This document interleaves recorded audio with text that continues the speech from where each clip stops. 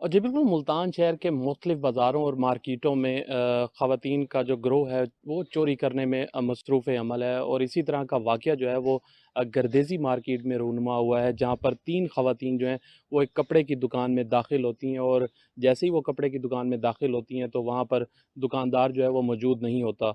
और इस चीज़ का मौके का फ़ायदा उठाते हुए ये तीनों ख़वातीन जो हैं कपड़े जो है वो उठाना शुरू कर देती हैं। और यहाँ पर एक काबिल गौर बात ये है कि एक सूट नहीं बल्कि दर्जनों सूट जो हैं वो ख़वातीन जो हैं उठाने की कोशिश करती हैं। इस वाक़ये की सीसीटीवी फुटेज जो है वो साउथ टुडे को मौसूल हो चुकी है। और सीसीटीवी फुटेज में वाज़े तौर पर देखा जा सकता है कि एक ख़ातून जो है वो बेंच के ऊपर खड़ी होती है और वहाँ से तकरीबन कोई 1 से 2 दर्जन से ज़ायद के कपड़े जो हैं वो उठाकर अपनी चादर में छुपाने की कोशिश करती है। और जब वो ये तमाम तर सूट उठा लेती है तो कुछ मज़ीद सूट उठाकर जो है वो अपनी दीगर 2 ख़वातीन साथियों को भी देने की कोशिश करती है। जब ये तमाम तर कपड़े वो उठा लेती हैं तो उसके बाद वहाँ से जाने की कोशिश करते हैं, तो इसी दौरान दुकान का जो मालिक है वो वहाँ पर आ जाता है। और ख़वातीन जो हैं वो दुकानदार को देखकर खौफ़ज़दा हो जाती हैं और फ़ौरी तौर पर जो है एक ख़ातून जो है वो मज़ीद कपड़े उठाने का बहाना करती है कि वो शायद कपड़े देख रही थी।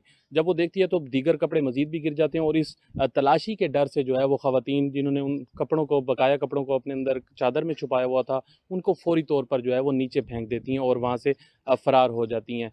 इस हवाले से ताजिर बरादरी की जानिब से जो है वो काफ़ी ज़्यादा एहतजाज भी किया गया और उनका कहना था कि मुल्तान पुलिस को चाहिए कि वो इस हवाले से खातिर ख़्वाह इक़दामात करे और ख़वातीन पुलिस एहलकार जो हैं उनको मुख्तलिफ़ मार्केटों और बाज़ारों में तैनात किया जा सके, ताकि इस तरह के वाक़यात जो हैं वो रूनुमा ना हो सकें। क्योंकि गुज़श्ता कई माह से देखने में आ रहा था कि इसी तरह की ख़वातीन का गिरोह जो है वो मुख्तलिफ़ बाज़ारों में जाता है और वहाँ पर जो है वो चोरी करके वहाँ से फ़रार होने में भी कामयाब हो जाता है। फ़िलहाल इस गिरोह के हवाले से जो है वो पुलिस की जानिब से कोई कार्रवाई नहीं की जा सकी और ना ही किसी ख़ातून को जो है वो गिरफ़्तार किया जा सका है।